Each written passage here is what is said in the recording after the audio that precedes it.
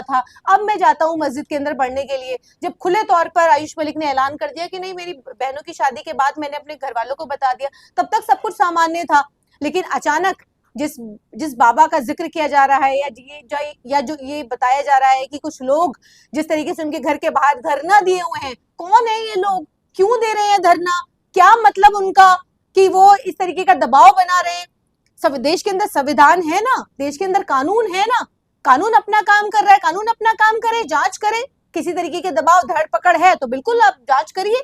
लेकिन अब सवाल तो यूपी पुलिस पर भी है ना, क्या वहां पर संविधान के हिसाब से यूपी पुलिस काम करेगी या बजरंग दल के दबाव में काम करेगी? ऐसा तो लग रहा है कि बजरंग दल के और सत्ता के कहने पर ये सारे काम और सारे दबाव बनाए जा रहे हैं। आपने भाषा सुनी, यूपी पुलिस की भाषा सुनी है कि किस तरीके की भाषा है? उनको कैसे मालूम, बिना जांच किए वो निष्कर्ष पे कैसे पहुंचे कि ये पूरा मामला जो है वो प्रॉपर्टी का है?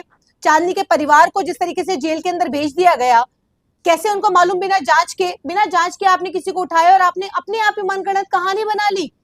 और आप ये कहते हो, जिस तरीके से देश की मीडिया जा करके कभी उसकी बीवी के बारे में जो अपशब्द बोले जा रहे हैं, जो माँ के बारे में कि इस्लाम के अंदर माँ का दर्जा क्या है, इसको लेकर के बहुत नीचता की बात की जा रही है। जिस तरीके से आयुष मलिक के परिवार को लेकर के दबाव बनाए जा रहे हैं, लगातार ये कहा जा रहा है कि आयुष मलिक दोबारा से घर वापसी कर लें। एक आदमी नहीं करना चाहता घर वापसी, एक आदमी नहीं दोबारा से हिंदू धर्म में जाना चाहता, फिर क्यों दबाव है? किस तरीके का दबाव क्यों है? आपको क्या लगता है अगर मामला कोर्ट में जाता है, हाँ, तो इस पर किस तरीके का फैसला अदालत दे सकती है? देखिए, ये पूरी तरीके से, क्योंकि जिस तरीके के बयान आए हैं यूपी पुलिस की तरफ से, जिस तरीके की मीडिया बाइट है, देखिए देश का कानून और देश का संविधान ये अधिकार देता है, आर्टिकल 21 और 25 की मैं जो बात कर रही हूँ कि ये हर आदमी को स्वतंत्रता है अपने धर्म का पालन करना। वो किस तरीके से किस धर्म में रहेगा, हिंदू, मुस्लिम, सिख, ईसाई, जैन, बौद्ध, सबको ये अधिकार है। स्पेशल मैरिज एक्ट के तहत आयुष मलिक ने शादी की है और जिस तरीके से धर्म परिवर्तन किया है, देखिए मुझे नहीं लगता कि भारत का संविधान, भारत के कानून से कोई भी ऊपर हो सकता है। ये कहीं भी देश की अदालत के अंदर अगर ये इस तरीके का मामला जाता है तो ये कहीं भी नहीं टिकने वाला। आप ये कह रही हैं कि मतलब आयुष मलिक ने जो किया ठीक किया, सही किया? देखिए, सही गलत तो देखो आयुष मलिक को पता है, मैं कोई नहीं होती किसी को भी सही या गलत ठहराने वाली। लेकिन हाँ, भारत के संविधान के तहत अगर मैं कहूँ तो देखिए आयुष मलिक ने कुछ गलत नहीं किया। अगर भारत के संविधान की बात करें, वो संविधान उसको इजाजत देता है कि वो जिस भी धर्म का पालन करना चाहे, वो बिल्कुल अपनी उसको स्वतंत्रता है, वो कर सकता है। कह रहे हैं कि निर्दोष हिंदुओं को ब्रेन वॉश किया जा रहा है, पाकिस्तान की साजिश हो रही है, वहां से ब्रेन वॉश हो रहा है। देखिए, पाकिस्तानी कनेक्शन जो डॉक्टर इसरार को बताया गया कि डॉक्टर मौलाना इसरार जो हैं, उनको ये बताया गया कि उनके टच में चल रहा है, तो डॉक्टर इसरार साहब को तो वफात पाए हुए भी 2010 में चले गए। वो 10 साल हो गए, 20 साल हो गए, 15 साल हो गए। और ये कहा जा रहा है कि डॉक्टर इसरार के टच में चल रहे हैं। तो देखिए, थोड़ा सा मुझे लगता है गूगल भी कर लेना चाहिए, थोड़ी सी अपनी नॉलेज भी थोड़ी इंप्रूव करनी चाहिए यूपी पुलिस को। और जिस तरीके से उत्तर प्रदेश के अंदर नहीं बल्कि देश भर के अंदर हर जगह, हर राज्य की बात करूंगी कि हर राज्य के अंदर जिस तरीके का एक माहौल एक समुदाय के खिलाफ बनाया जा रहा है, देखिए ये बहुत, मैं कहूंगी कि एक तरफा माहौल बनाया जा रहा है। ऐसा लग रहा है कि एक समुदाय के लिए कानून है, दूसरे समुदाय के लिए कोई कानून ही नहीं है। तो ये देश के लिए बहुत खतरनाक है। और आयुष मलिक जैसे और न जाने कितने परिवार ऐसे होंगे जो आज मसाला मीडिया को मिला हुआ है। ऐसे न जाने कितने परिवार हैं जो धर्मांतरण करते हैं, हिंदू धर्म से मुसलमान धर्म अपनाते हैं, मुसलमान धर्म से हिंदू धर्म अपनाए जाते हैं। लेकिन खास तौर पर इस तरीके के दल जिस तरीके से इस तरीके की चीजों को बढ़ावा देते हैं, एक प्रेशर बनाते हैं, एक आपसी ताना बाना खराब करने की कोशिश करते हैं, तो मुझे लगता है ये बहुत ज्यादा गलत है। लेकिन मीडिया तो कह रही है कि चांदनी कुरैशी की साजिश थी, कैसे उसके जिम में मतलब ट्रेनर थी, उसको फंसा दिया अपने जाल में, उसको कन्वर्ट करा दिया। देखिए, मीडिया की जो स्टोरी होती है वो एक तरफा स्टोरी होती है। मीडिया की, पुलिस की, प्रशासन की आज जो स्टोरी बनाई जा रही है, क्योंकि उनको लगता है एक मसाला मिला, कहीं भी हिंदू मुसलमान मिलना चाहिए, हिंदू मुसलमान अगर उनको मसाला मिल गया है तो तड़का तो वो खुद ही मार लेते हैं। और उसके बाद ये कहा जाता है पूरा दोष अगर लड़का मुसलमान है तो पूरा दोष लड़के पर डाल दिया जाता है, और अगर लड़की मुसलमान है तो ये पूरा दोष लड़की पर मर दिया जाता है, कह दिया जाता है ब्रेन वॉश हो रहा है। मेजॉरिटी इस देश के अंदर 80% लोगों को, जो 20% वाले लोग हैं वो ब्रेन वॉश कर रहे हैं, पाकिस्तानी कनेक्शन दिखा दिया जाता है। इस देश के अंदर आखिर चल क्या रहा है? आतंकवाद इस देश के अंदर ये नहीं रुक पा रहा है, ब्रेन वॉश सीधा पाकिस्तान से हो रहा है। मौलाना जो दुनिया से वफात कर गए हैं, वो ऊपर से बैठे बैठे पूरा जो है भारत को जो है ब्रेन वॉश कर रहे हैं, लोगों के टच में चल रहे हैं। इस देश के अंदर जाके चल क्या रहा है, ये थोड़ा सोचने वाली बात है कि इस देश के प्रधानमंत्री, इस देश के गृह मंत्री, रक्षा मंत्री, वो कुछ नहीं रोक पा रहे हैं, कुछ नहीं, जो ऊपर जो स्वर्ग भी सिधार गए हैं, जो इस दुनिया से रुखसत हो गए हैं, वो लोग भी आ करके ब्रेन वॉश कर रहे हैं। तो देखिए इस देश इस भारत के अंदर कुछ नहीं रुक पा रहा है। नॉन बायोलॉजिकल होने के बाद भी, नॉन बायोलॉजिकल पावर होने के बाद भी इस देश के हिंदू बनाएंगे वो भाई दोबारा कन्वर्ट करके क्या बनाओगे, किस किस को बनाओगे? हाँ। ना उसे धन चाहिए ना कुछ चाहिए। है उसकी पत्नी है चांदनी मलिक, वो भाई दोनों बालिक है, शादी कर ली है, उनका निकाह, परिवार उजाड़ने वाले कौन लोग हैं? ये आतंकी है, देशद्रोही है। और अगर वाकई धर्म परिवर्तन कराना तो तुमने जो हिंदू अपनी दीदियां दे रखी हैं भाजपा में, जो शहनवाज हुसैन तुम्हारा जीजा है, और जो मुख्तार अब्बास नकवी जो तुम्हारा फूफा है, जो तुम्हारी दीदी का बजाता कूपा है, उससे क्यों नहीं कहते हो कि भाई उसका नाम बदल दो, उसे हिंदू धर्म में ले आओ, उसे भाई हिंदू बना दो, उसके बच्चों का नाम चेंज कर दो। उसे शहनवाज को हिंदू बनाने में क्या डर लग रहा है?